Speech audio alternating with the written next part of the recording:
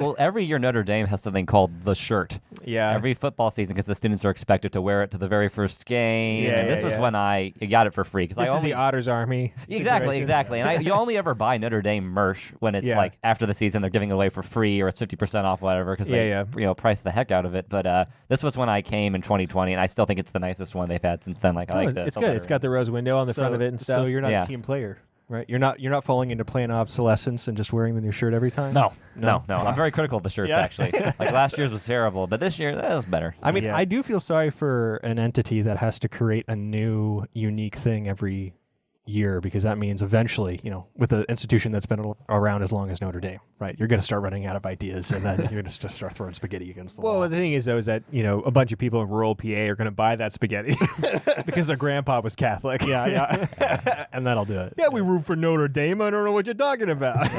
Is that what folks in PA sound like? No, they don't. I don't know how to do the bad PA accent. Is there a bad PA accent? No, yeah, you've heard the bad PA accent. Yeah, the guy from Delco kind of thing. Yes, okay. Yeah. I don't know how to do it. I don't know why I didn't identify that. To me, the East it's got the Boston accent, it's got the New York accent, and that's just it. Right? No Philly accent? There is a Philly accent. I know. It's weird. Yeah. But so it's a strange one. There's a Philly accent. There's also a Pittsburgh accent. Have you heard the Pittsburgh accent? Mm-mm. Well, I just know the yins, right? That's what they say, right? The yins. Yeah. If you can look it up, but there's compilations of guys from Pittsburgh just saying normal human sentences. Like that in Baltimore. They share a similar accent, but Baltimore is especially bad, where they're just like, hey, just say like, can I get some fries with that? And it sounds like somebody gargling marbles. It's rough stuff. Maybe Nick Rowan was correct. Where's America, dude? Where is America? Who's America? Funny thing about that actually is that a vast majority of people who've listened to that episode, like the only episode that we've ever gotten negative feedback on was Nick Rowan's episode, because people were saying, where does he get off calling certain places America and other places not America? It's true. And it resulted in some serious contention. People complained to me about that episode. I'm like, I'm not the complaint department. Oh, man. Who complained? Jimmy. Oh, Jimmy. Jimmy. Like, Jimmy McGrath. He's whispering. I don't know why he's whispering. I'm like, have you met Nick? It's true. Yeah, he definitely came in on that low Mastering register. that episode was a bitch. I will tell you that, because he refuses to talk at a normal volume. Yeah. But hey, I love He's principled in that respect. He's principled. I like to keep people on their toes. Like Shad in the mixing booth. Yeah. Oh, goodness. This weekend I went to, this is a really weird thing. I went to a campground, this place called Sandy Pines. I've told Shad about this before, but it's this enormous 2,000 lot campground. So it's 2,000 lots. Sounds like every Wednesday they have like square dancing or something. I mean, basically. I mean, it's got planned events. It's got seasonal decoration mandates and such.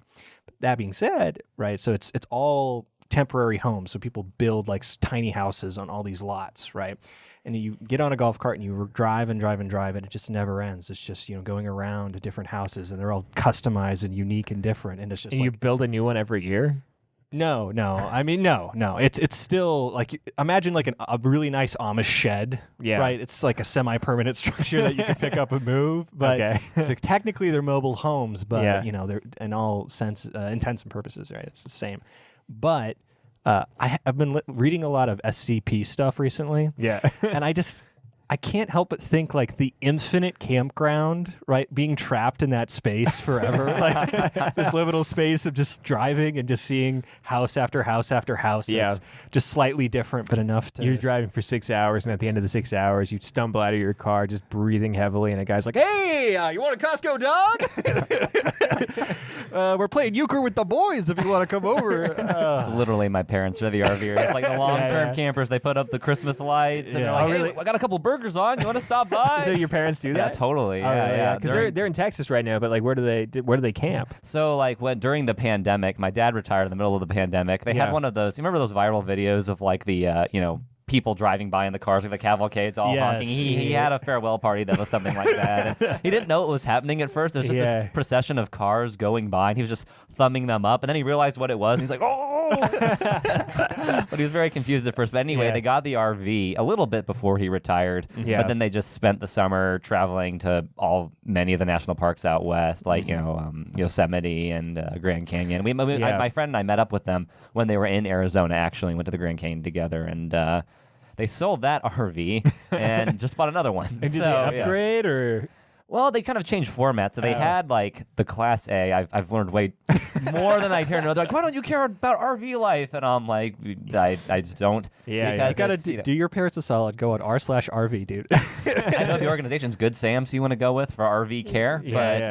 So they had like what's called the Class A, which is what you think when you think of RV, like the big bus. Yeah. The big bus, the side opens up. Yeah, Grandpa from Ben 10. Remember he had the RV, something like that, with the same features. Well, so the thing is, our grandma had an RV, and it was very different than that. It was more of a trailer. It was this whole process. Yeah. So that's more like what they have now. Yeah, the one they have now is like, I think it's maybe a fifth wheel, which kind of like hooks into the bed of a pickup truck. Because they just bought a pickup truck today to pull it around, though. But they didn't like it because the engine of like the big bus types is very particular. They had many problems with it. You need a specialized mechanic to take care of it. Yeah. And so I'm sure big RV is, trying to put planned obsolescence in. So big totally, RV can make more big RV money. Yeah, it's understandable. Exactly. Winnebago. Winnebago, Winnebago. But did you know that if you ever driven on I-80 between here and South Bend, the RV and manufactured house Hall of Fame went there. Brent Cohen and I went there. I've drove through the town. I've not been to the Hall of Fame. You've been there with Brent Cohen. Brant and I, we said we have to do this, or else we're never going to do it. So we went, and it was very clearly a museum that was built by people who build RVs, not museums. Yes. Where like you walking and there was just a cot in the middle of the ground. Like all of the signs were printed on like off-center Calibri font, like 11 point. Yeah, and beautiful. He's like, we talked to the guy up front. And he's like, we get about, on a good summer day, about 80 people, and come January, February, we got 20 a day. Like, wow. Still, that is actually 20 more than I would expect to go to the RV in January. In January. It's not really RV season. The only memory I really have, because I'm sure my grandma bought the RV. I got tags for this year to hunt me a big one. Yeah.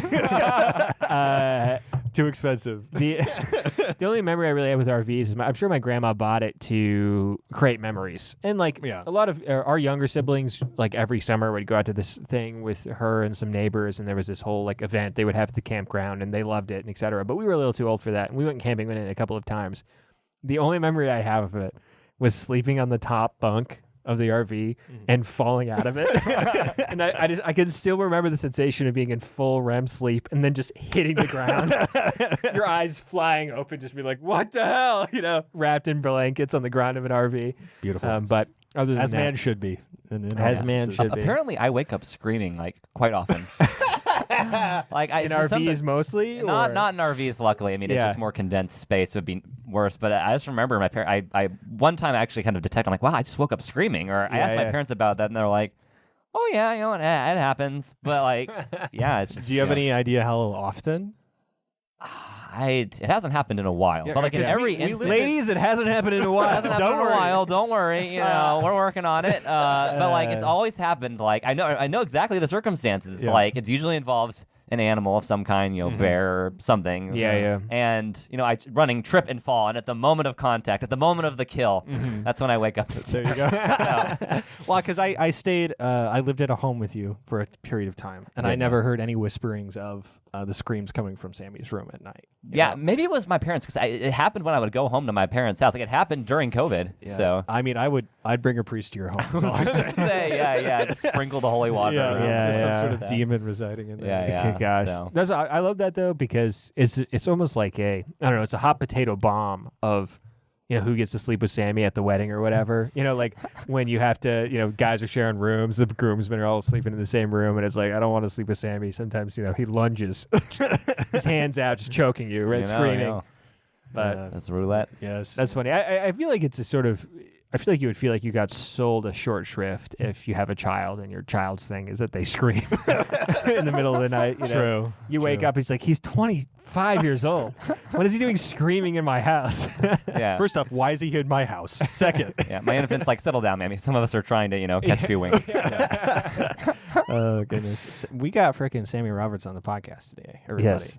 Congratulations. Welcome, sir. Thank you. Gentlemen. all around cool dude. Masters of history. Masters of history. As of today or as of newly minted as of yesterday? Yesterday. Yes. Wow. To think you stopped your all night celebrations and incredible amount of. Well, you got to explain to Dylan what you did to celebrate. Oh, I did. So I mean, after you get it, I mean, the way to do it at Notre Dame, like my list, and lists vary. Like 3 people assign you lists. Mine had about 200 books on it that I've been prepping for 2 years. Where they're like, okay, you either pass this and move on, or you leave the program.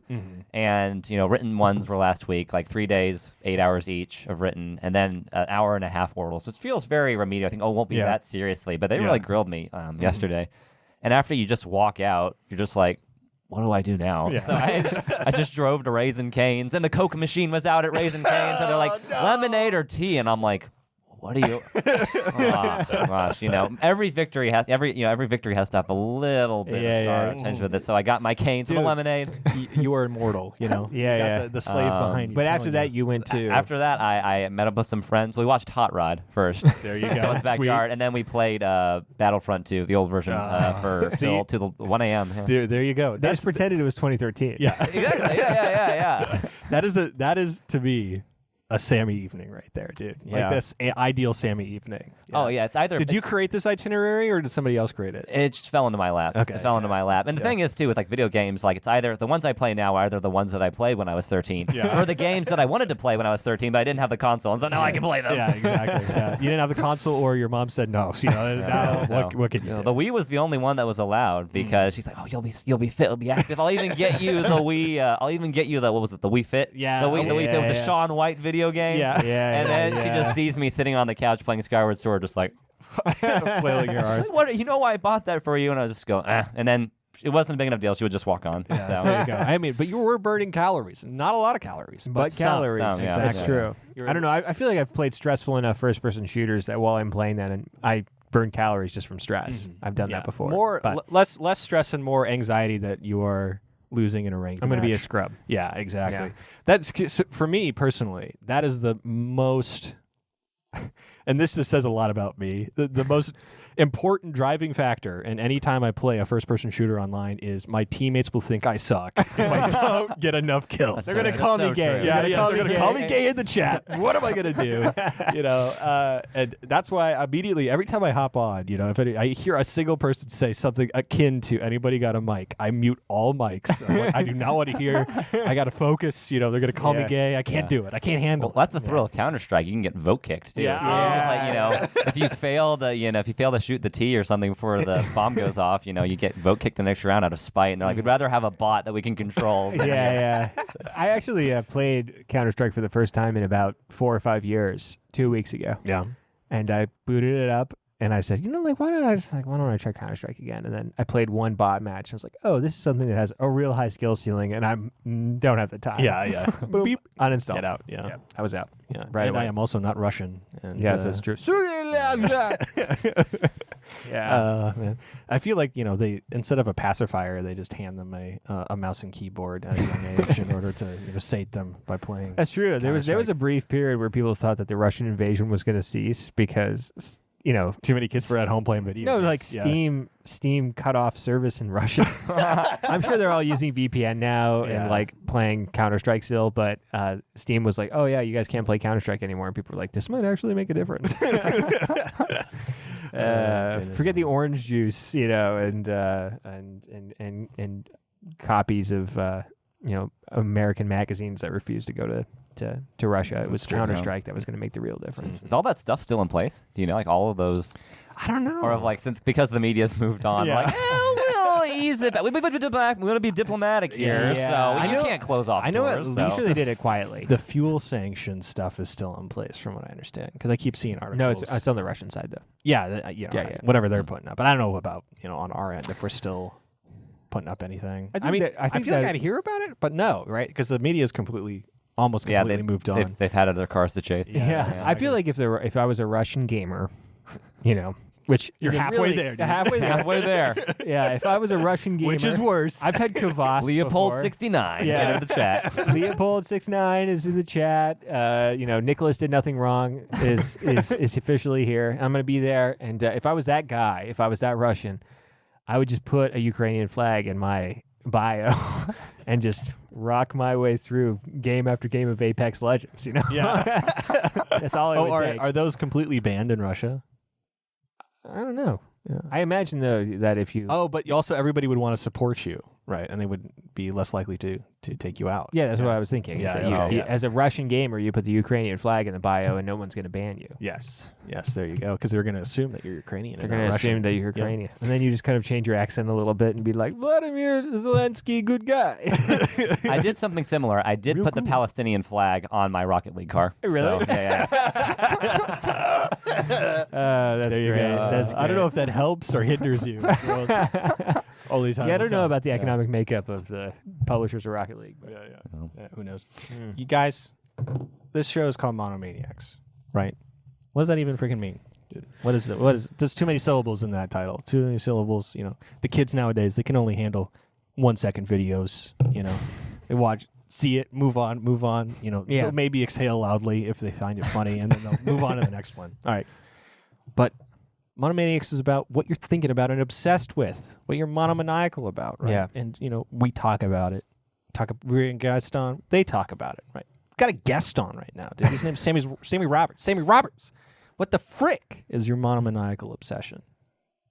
Scooby-Doo. I thought you were going to save this for the Patreon, but I'm happy to talk about Scooby-Doo. Oh, yeah. We'll figure out what the Patreon is. But, and Dude. Shad is really the one who kind of helped me realize my monomania here. Because, I mean, it will just be autobiographical. I think Shad, our friendship really took off after college, especially during COVID. Yeah. So when I was becoming Catholic, we talked a lot, but we really took off as friends during COVID when we had 2 to 3 hour long phone conversations about inane BS. Yeah. One of which was Sammy's soliloquy on the nature of America's pastime Scooby-Doo. Yeah. Or like, we have these power sessions about it. And Shad, like, I would 6 months later, I would text Shad. I'm like, I'm doing a deep dive on what's new Scooby-Doo. And you gotta see this stuff. What Simple Plan was doing back then. And then Shad's like, another 6 months, another Scooby-Doo text. Yeah. Because I like that you said what people are thinking about, because I don't collect any of the merchandise. I do have a very prized Scooby-Doo pencil box from my childhood Nice. that has the gang washing the Mystery Machine on it. Can't find it online either.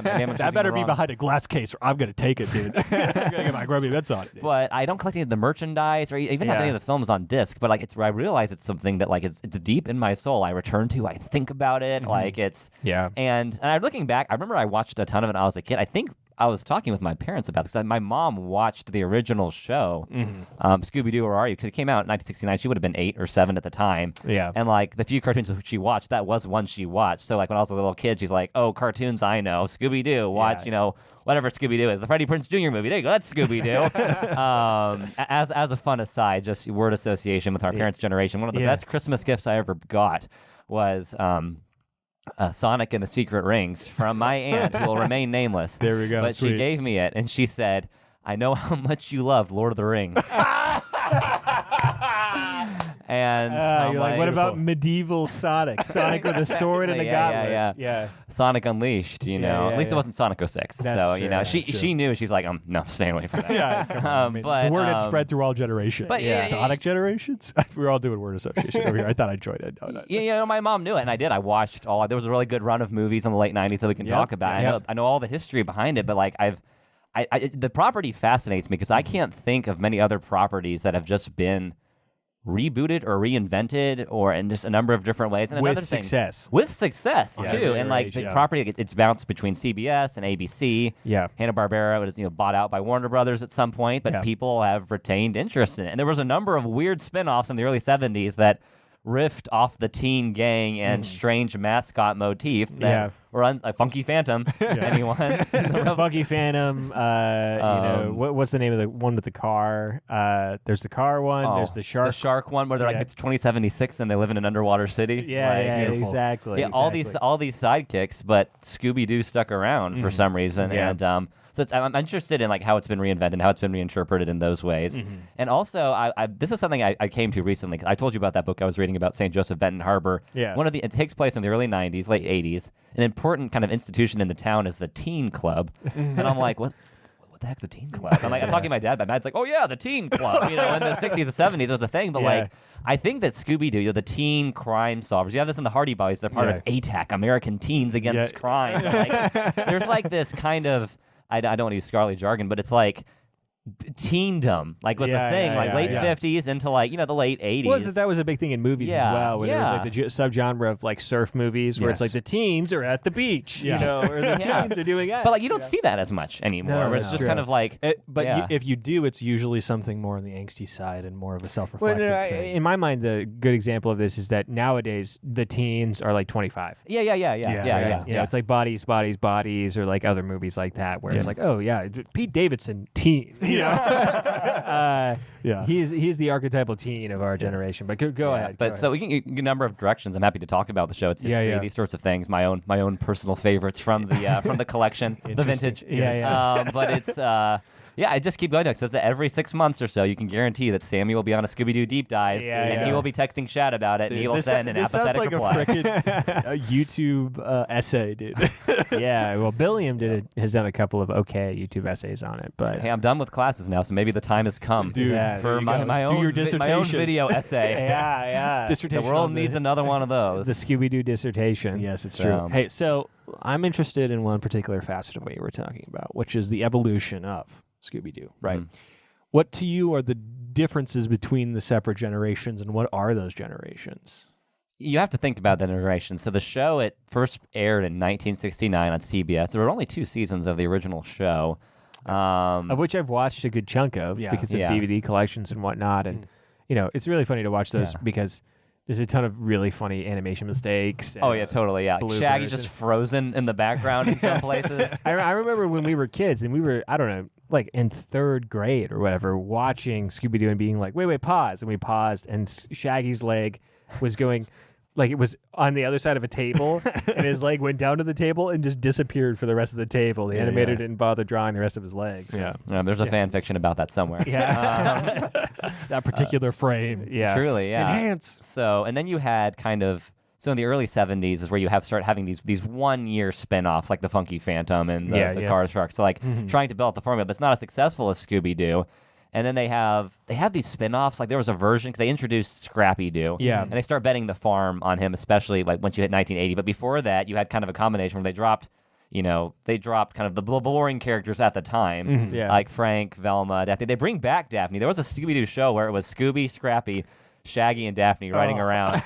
She was a reporter for a teen magazine. So it was, which they kind of build on later when she becomes a TV presenter. Exactly, in the What's New era. And so you have kind of these surviving along, and it just kind of turns into the Scrappy-Doo show. It kind of languishes, essentially. Well, ABC buys the rights to the show, too, at a certain point. And that's where, it's kind of like when Tom and Jerry, when Chuck Jones took over as the animator. It's still... classic, but it's nothing like, you know, the 1940s Tom and Jerry. So like it's watchable. A Scooby-Doo. It's watchable. Mystery Machine. There's no such thing as a bad episode of Scooby-Doo, brother. No, there's not. There's always not. You always get the Frank Welker voice, but the puppet named Scooby came in the 80s. You know, once Scooby became a baby, eventually like the solution is make all of them babies. And there's nothing like what a weird era of television where everybody had a baby spinoff. Yeah, like Tom and Jerry babies. Yes, Muppet Babies. Looney Tunes had a babies show. What's the deal? No, like, what's the deal with that? What caused that sort of? I'm sure there was. zeitgeist? I don't know exactly what the success story was, but I'm sure there was a specific success story. It might have been Cabbage Patch Kids. Try to figure it out, dude, or something. It might have been Cabbage Patch Kids or like something along those lines, where they were like, you had the Don Drapers of the time being like, diminutive. That's what people are looking for. Small. Well, I mean, the late 70s and the 80s, I mean, they were a hard time for animation in general. That's true. Little Mermaid was really the beginning of the Disney Renaissance. I'm just interested in animation history in general a lot, but Little Mermaid was the beginning of that. But like, you just kind of had these like, what do you call them? Like some like grindhouse like animation films. Like Ralph Bakshi. Ralph Bakshi, Lord of the Rings. They were talking about Ralph Bakshi made a Lord of the Rings film. Yeah, but, he's like he makes nothing but Lord of the Rings. Pornography and like kids films that are basically pornography, and that's all that Ralph Bakshi makes. He's a very talented animator. I'm not going to speak ill of him. Maybe Bakshi's Lord of the Rings is the Patreon, but I have many thoughts on that. But it's weird. Black Cauldron. The famously bad Disney movie. Exactly. But in the 90s, Hanna-Barbera what really kind of changes things from the new Scooby-Doo era is that they start showing reruns of the old show on Cartoon Network. Yeah, Cartoon Network. And that's when Hanna-Barbera, which is still independent from Warner Brothers, starts making the new Scooby-Doo movies. We think like the Scooby-Doo Renaissance, starting with the Zombie Island. Yes. Then you have the Cyber Chase, and then the Witches Ghost, the Hex Sisters. Everybody loves the Hex Sisters. Nothing but bangers, dude. The Alien. There was a run of them, and then they were bought out. Yeah, but at that point, though, they were doing What's New at the time, right?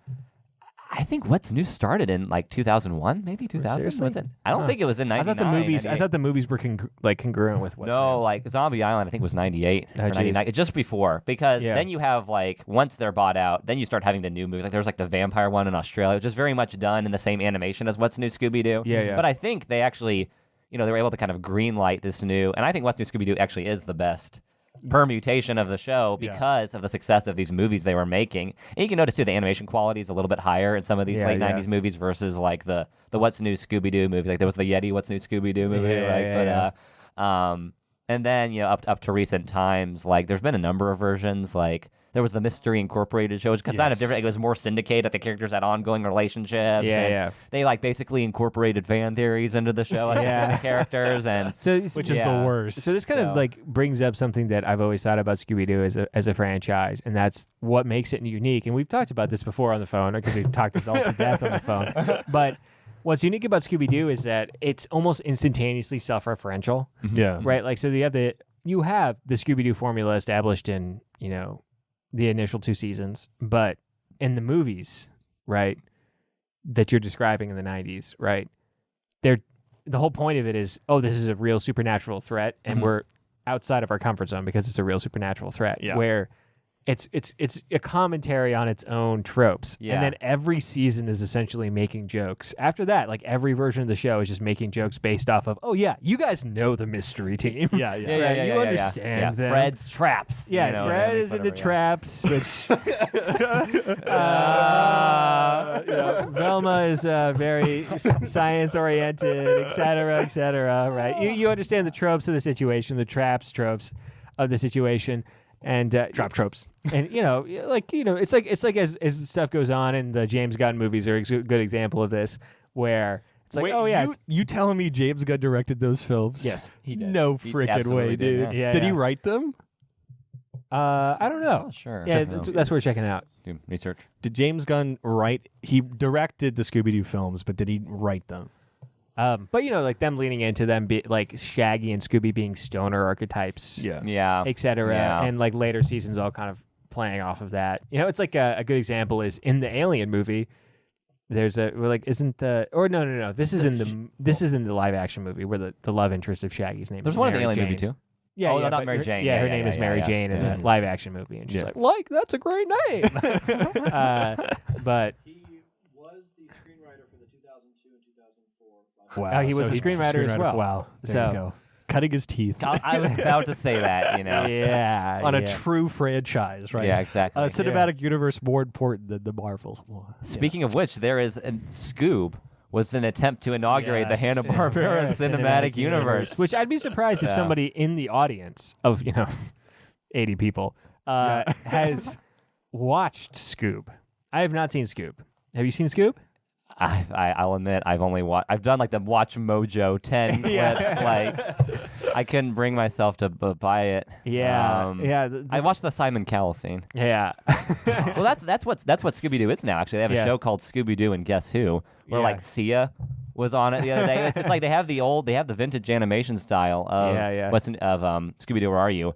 But it's self-referential. They're playing off the trope that back in the day, the Harlem Globetrotters would randomly, we crashed in the same swamp in Louisiana as you guys did, or Lon Chaney is messing around with us. Batman and Robin, Don Knotts, sorry. Yes. But now it's like just all these different celebrities. It's just like a revolving door of.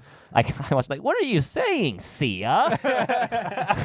Not that chandelier. But that's complete to your self-referential point. That's kind of become the fuel of the series. But my point about What's New Scooby-Doo is that That's why everyone's like, "Oh, Mystery Incorporated is the best Scooby-Doo because it's a long arc." I'm like, I think that just misunderstands the point of the original show. It's just you have the formula, and what's Scooby-Doo is like, nope, we know it's the formula. We know these characters are essentially vapid, and we're just gonna have a new monster of the week, and it's I think it holds up better. Yeah, Mystery Incorporated is, from what I've seen of it, I haven't watched much, but it seems very dedicated to developing like a Game of Thrones-esque relationship web out of things, Subterfuge. And it's like, Fred is, maybe he's gay, etc. Where they're trying desperately to make drama out of something where, it shouldn't really have drama, And even the movies in the 90s, though, actually did sort of have a level of drama that Scooby-Doo never previously had, right? Where, like, there is a point where Daphne leaves the mystery team. Right. And then returns, and, like, there's this sort of on-again, off-again relationship between her and Fred, and et cetera, where there is a certain level of drama to it. But at the same time, at the end of the day, they still are running back and forth in hallways to ska music. Yeah, totally. Yeah. Beautiful. Yeah. Beautiful. Bowling for Soup has to make their check somehow. Exactly. Yeah. Simple plan. Yeah. What's the Scooby-Doo? Yeah. Here's my pitch: a Riverdale style reboot of Scooby the Gang in a live action drama. Yeah, the CW, I'm sure, is already clamoring for that. Dude, I can't believe that they're not even characters in Riverdale at this point. Yeah. Well, the funny thing about Riverdale is that, have you seen anything about what's happened to the show? Yeah, I watched probably the same video. I'm not familiar. Yeah, so Riverdale, of course, is the CW's like adult interpretation of Archie. Okay. Archie, you don't know about this? Yeah. No. Yeah, it was a big deal like 5 years ago. Yeah. But it's like, a bunch of, it's like, oh man, what if Archie like had sex with his teacher, and like everybody was addicted to drugs and all this stuff. So it's classic CW schlock. Yeah. But like every CW show, you get to the point in it where they're like, oh my gosh, we're done with doing interpersonal stuff. What if there was, a dimensional threat? And Archie had to solve a dimensional threat. There's this clip that goes around of him and Betty, I think. Yeah. Where Betty is like, Archie, when we touched the Glamorgadon, we got superpowers. It's like, how are we supposed to go to high school when we have superpowers? Just insane stuff like that. So it kind of goes off the rails once you start to make the threats that big. Before we hop back onto the mystery machine, right? we gotta thank our patrons, guys. I want to thank our patrons, specifically our top tier patrons: Amber Zach Strehle, Joe Papalardo, Samuel Roberts. Yes. Current guest, good guy. He's fine, I guess. So. I will also want to thank all of the rest of our patrons. Y'all make this possible. Help us buy new equipment, all sorts of stuff like that. And we couldn't do it without you. If you're interested, we have a $5 tier in which you can listen to a special Patreon post show where things get a little bit crazy, if you're interested in that kind of thing. And at the $10 tier, you can ask us questions directly, right? Because obviously people care about our opinions, right, Shad? People care what we think. Hey, I don't know if Sammy's listened to the Silas episode where I explained the nature of RTSs. I absolutely did, Shad. I did learn a little bit something. There you go. We got questions from Joe Papalardo today. First off, which Libyan war truck was your favorite? Personally, I love the Toyota pickup with a rocket cluster on the back. You can't beat a Chevy, dude. Can't beat a Chevy. Did they have Chevys? I'm just saying, you can't. So, if they had one of them, if there's one Chevy that made it over there. That's all that really matters. Yeah. That's all that really matters. I like the idea of a Toyota, a white Toyota pickup, but it has, rather than a rocket cluster or anything, like 5 insurgents with AKs. I think that's a much more effective method. Yeah, well, I mean, what I think about more than the trucks in those situations are how the insurgents in whatever country, this year, they're wearing Bengal Super Bowl champion 2022 shirts right now. All that stuff gets shipped over there to clothe the insurgents. So beautiful. Yeah. I want that truck to have a wrap, right? A big old plastic wrap around it. That's Bengals 2020. Guys, another question from Joe Papalardo. When I hug with my butt out, maintaining a basketball of space between myself and the other person. Okay. Is that weird? I think that's just chaste. Yeah, exactly.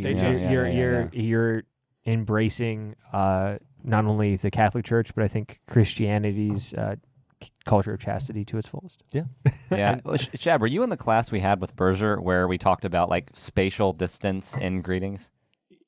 Maybe? I think it was Jacksonian, maybe. Yeah, I don't know, but like he talked about, he brought me up. He's like, Sammy, shake my hand, and like I shook his hand, and it was shout out Dr. Berzer if he listens to Monomaniacs. Hopefully he does. But he taught me something there, and that like think about when Paul Moreno shakes your hand, and like he's like Paul Moreno, how the hell are you? Pulls you in, shakes your hand. Paul Moreno's from New York, or is he from New York? He's very much a New York fan though, but like pulls you in close. Whereas like he noted that when I shook his hand, I kind of instinctively lean forward and like kind of maintain the space. And he's like, "Well, Sammy, that's a southern thing." I'm like, "Heck yeah, it is." Yeah. But like, for myself, I instinctively like maintain space in some way. So. Well, is then Joe a Cincinnati hug? Right? Is this common in Cincinnati? I think it's very Midwestern. Yeah, to develop some sort of physical distance. I mean, like, I never think about that, and which makes me, now that I think about it, it's weirding me out for some reason. It's like, like a full body contact on a hug seems really out of place, especially to me. For somebody who you're not married or related to. Yeah, a little rough. Mm-hmm. A little rough. Yeah. I want you to lie awake at night thinking about every hug, lying there on your pillow. Yeah. Boom. No. Boom. You're like, oh no. She was hugging everybody. Awake, screaming. Yeah, she was hugging everybody, and I got at the end of the line, and I said, "Where's my hug?" And then full body hugged. Yeah. I'm not saying I did that. I'm saying you did that. That's what you're thinking about in that context. Slander, dude. Yeah. Slander. All right. Does he have any more questions or? Nothing of major import. Yeah, I imagine. Yeah. You got to think about your questions more, Joe. No. His questions are appreciated. Yes, always. Very always. much And if you are a $10 patron and you don't ask questions, you're wasting. Well, I mean, you're making this show possible, so you're not wasting your cash. But you should really take advantage of Take that advantage additional of $5. Yeah. Yes, please. Love to hear it, guys. Back to the topic. Scoobert Dubert. Yes. So we were talking a bit about the evolution of the show throughout time. One of the questions I have is specifically those live action films. Right. As a Scooby expert, a Scoobspert, would you say that those are faithful recreations of the formula, or are they too self-aware about Scooby-Doo? Well, the latter. Completely. The second one, I think, is actually potentially an improvement over the former, because I think it does the self-referentiality in a better way. Yeah. Like with respect to like the canon of the monsters, like the Sludge Monster or the Miner 49er, like those monsters come back. And it has Peter Boyle, the late Peter Boyle in it. Yeah. Of everybody who loves Raymond fame. But the first one, it just is like, this is crass, the way I would describe it. Like at one point, Freddie Prinze Jr., like they're switching souls, and when they pull the souls out of the trough, they're making the weird noise. Like it's really weird visuals. But like he goes into Daphne's body at one point. And there's this weird, like they just kiss at the end. Like it's a completely phoned in relationship between the two. But at one point he goes, "Hey, I can look at myself naked," and like looks down his dress, and I'm just like, why am I watching this? But it's like very James Gunn, actually. Yeah, very James Gunn. Yeah. But like, no, and it was rejected by the fans and such, But like, and it plays off it, and they try to like, okay, we all know you all hate Scrappy-Doo, so we'll make a spoiler alert. I think anyone freaking cares at this point. We'll make Scrappy-Doo, so we'll make Scrappy-Doo the villain, and it's just a little odd, but the second one has more merit, I would say. I think Scooby-Doo, the Scooby-Doo movies are a good indication of something that I think we're going to learn in like 20 years about the much maligned current Star Wars trilogy, where people who were children when the movie came out and watched it will defend it to the death. Yeah. On Twitter or etc. I'm sure the Zoomers will be like, "Oh, actually, secretly, the best Star Wars trilogy was, the last." Star Wars we're doing trilogy. the same. Our generation's doing the same thing with the Phantom Menace trilogy, which Sammy knows much about. He is, he is a veteran of that battlefield. Yeah. True, yeah. So I've seen a lot of people come to the defense because I didn't really watch the Scooby-Doo movie when I was a kid, but I imagine that because it came out, when we were kids, I imagine that if I would have a certain respect for it that I do not now. Yeah, because I've heard a lot of positive thoughts about the Scooby-Doo films, the live-action Scooby-Doo's. Really? I like thinking about them as films. Yeah. Capital C. It's not a movie, it's a film. Yeah. Moving picture. The closest I've ever seen, like one of my friends who is a good friend of mine, John Paul Teddy, who might be on the show eventually, but he almost, like the closest I've ever seen to him, like being angry with me and like and we disagree about a lot of stuff, but I feel like the closest I've ever seen him punching me was when somebody asked me, which one of the Blade Runner movies do you like more? And I said, well, Blade Runner 2049 is a better movie, but Blade Runner is a better film. And he said, what the hell? He like walked across the room and he's like, what are you talking about? Like, he nearly punched me in the face over it. But goodness. I mean, I would rather sit down and watch 2049 any day of the week. it means a better movie. Yeah. Does that movie I will say that the experience of first watching Blade Runner and then 2049. Yeah. Like 2049, I enjoyed the experience of first watching it more than watching the first Blade Runner. But I feel the first Blade Runner has much more rewatchability than the second one. This is a foundation of my theory of one's a better film and one's a better movie. I mean, I think that I won't go as far as to say that you get everything out of Blade Runner 2049 the first time you watch it, but I think you could do more viewings of Blade Runner, the original, and continue to find things or connections that you wouldn't find, after that many watches of 2049. Yeah. Did you guys see that 2099 was announced? Really? Shoot me in the mouth. It's a TV show on, I think, Amazon. And we'll have another $1 billion. Yeah, exactly. Blade Runner Well, now. guess who's producing it? The woman who produced the Halo series. Oh man, the funny thing about it is I saw that and I was like, isn't this why we were so excited that 2049 bombed at the box office? Yeah. So that Ridley Scott couldn't keep trying to milk this. Jeez, But- that is frustrating. So yeah, 2099 is coming out sometime in the next few years. I don't care what you say. Master Chief is a sexual entity. Yeah. Fresh. Master Chief is real and he, Speaking of Ridley Scott, though, Yeah. like Prometheus, yay or nay? Prometheus. So Yeah. I don't know. We had Jake Coonrad on the show. Oh, did he talk about this? Oh, He yes, did. I'm not Talk caught up on the lore. Yeah, he's very strong. Yay. Very strong yay. Okay, I'm yeah, not yeah. strong Not yay. strong I'm yay. strong. I'm Yeah. mediocre on Prometheus. I think Ridley Scott did his best work in his heyday, and I think that everything he's done since has kind of been a pale imitation. the what's the word I'm looking for? The themes that Prometheus brushes against, right, and doesn't, I think, fully explore to their more interesting levels are really good, right? And I think that very few films have tackled what Prometheus tackles from an existential horror perspective. But Yeah, the way you described Ridley Scott is how I heard someone describe J.J. Abrams recently, and like each film kind of progressed. Like he's like the Benjamin Buttons of bad filmmakers. Like each film he makes is progressively worse than the last so wait, one he made, what but, like, was his first one? Like Super 8? I think. What's the it's first earlier J.J. than that. Abrams movie? Yeah. Josh. This is why we have Josh here, is to stare and make sure our recording software is still working. I can't think of a single J.J. Abrams film that I like, but I can think of ones that are like are comparatively better than the other ones. Like it's Star Trek. His Star Trek's fine. Yeah, Star Treks are fine. I saw the first one. Star Treks are fine. I think that I don't know. The Star Wars is. I mean, I didn't like Force Awakens. Force even, Awakens though is like, better than the other two movies. I'd say substantially so. better than Other than, of course, the best thing about the second one is that it ruined the franchise on purpose. Did you see that Rain Johnson? It's been 5 years since it came out or something, and Rain Johnson He's like, oh, I'm glad. I did it," or whatever. He's like, I did such a great job. He's like, people like to think that this is an undermining of the franchise. It was a love letter, and I'm like, no, it's beautiful because it destroyed the franchise. First J.J. Abrams movie. So he did mostly TV. TV. At the beginning. Yes. Like Lost. Yes, Lost famously. Yeah, Lost, yeah. Lost, okay. Mission Impossible 3 was like the first big one. Mission Impossible 3. Okay. Yep, and then Star Trek in Yeah. 2009. Then Wow, Star so Trek. straight to Star Trek after that. Yeah. Interesting. Yeah. Are we ever going to get that Quentin Tarantino Star Trek movie that people always say is going to come out? Well, he's almost done making movies just totally. Yeah, but From what I've heard. his big thing is that he loves Star Trek and he wants to make a Star Trek movie. And every 6 months or so, you see a headline where it's like, will it happen? I'm hoping it does. It'd be interesting. I'd like to see, Captain Picard say the F word. It'd be Or the awesome. N-word. Yeah, the N-word. Picard says It the is. N-word. Yeah, I saw a tweet the other day where it was like, it's obvious Quentin Tarantino is an autist and his autistic fascination is black people. Which I think is pretty accurate. It's feet. That's true. That's true. Yeah. The Dan Schneider fantasy. Yes, exactly. Which Dan Schneider now, we've brought that back.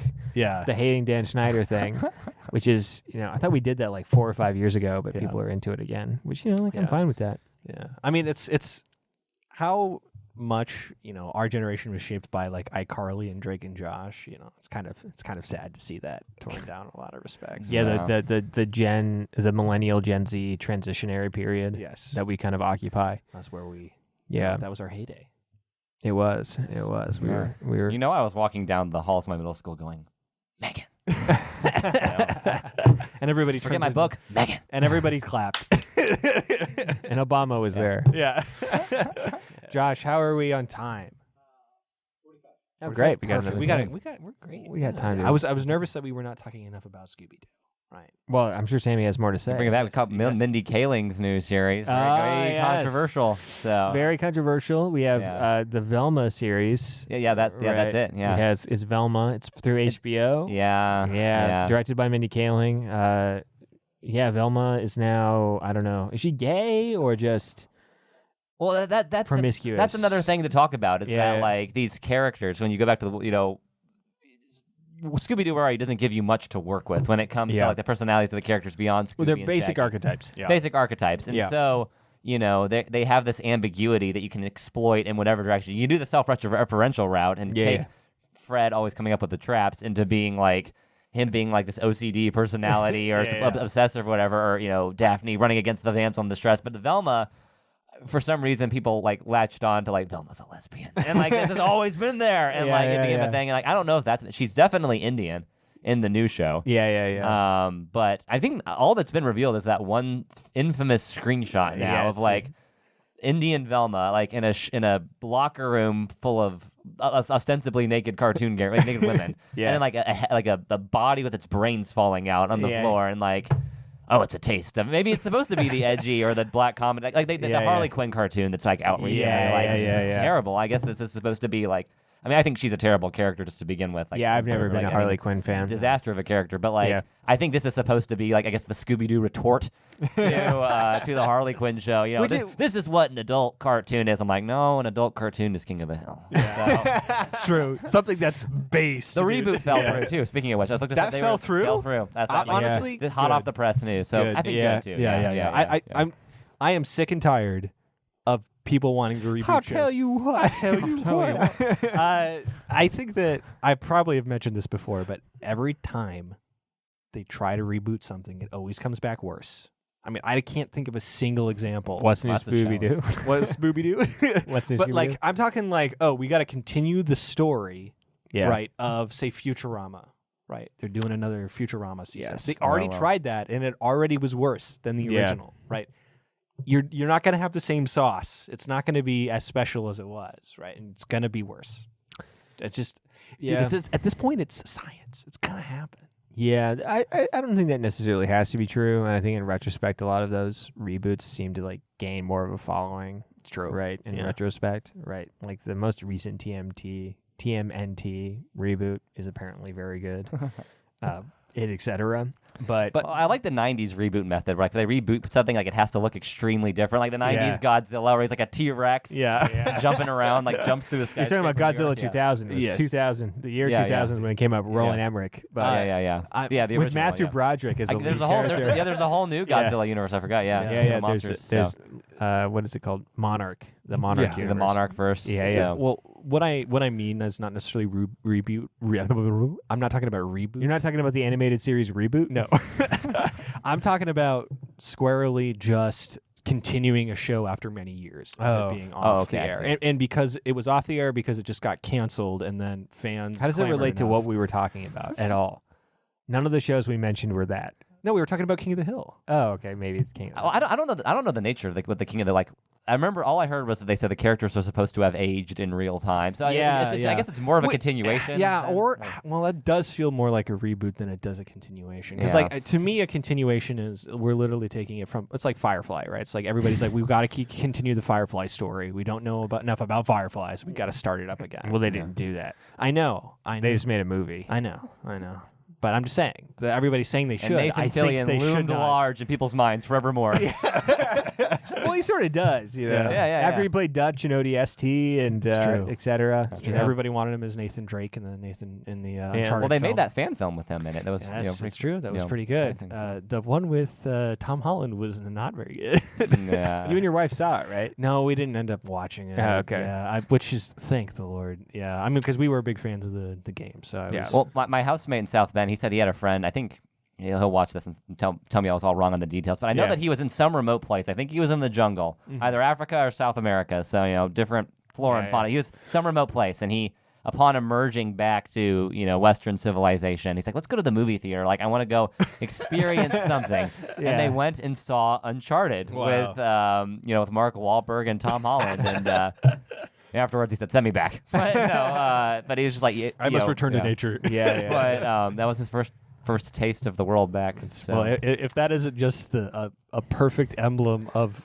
Western post-capitalism. It is. When I walked out of the movie, I saw it with Luke Robson, and I walked out of it, and I'm like, "What did you think about that?" And I'm like, "It was a movie. Like, it was a movie. Like it checked felt, all the movie boxes. It felt like a computer was like, here's like the basic formula of Uncharted. Yeah. Like now, make a movie, and it was just like nothing like made it absolutely terrible. It was like I've heard this analogy for other films before. It was like drinking a glass of water at room temperature when you're not thirsty.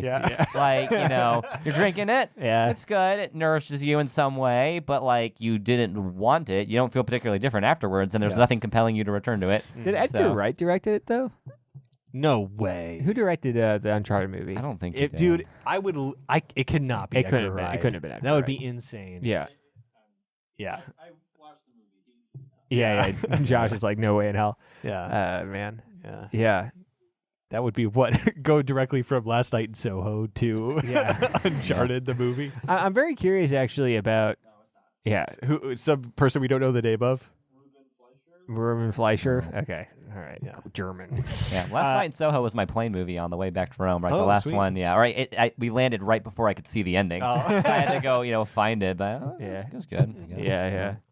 Plane movies. Plane movies. We talk about plane movies like a weird amount on Yeah. this show. Yeah. Well, it's true. It's a real category. Yeah, Yeah, it's a it's beautiful true. time to watch a movie. But It's a beautiful time to watch a movie. Yeah, no, I was I don't know. I was thinking the other day actually about the Uncharted movie in the context of I've read so many books, or excuse me, not books, articles about people saying, like, why has there never been a good video game movie? And the answer they always come upon is, the difference between video games as an artistic medium is that you have agency. Yeah. And so you enjoy the story more because you have agency and you're a director as much as a player, etc.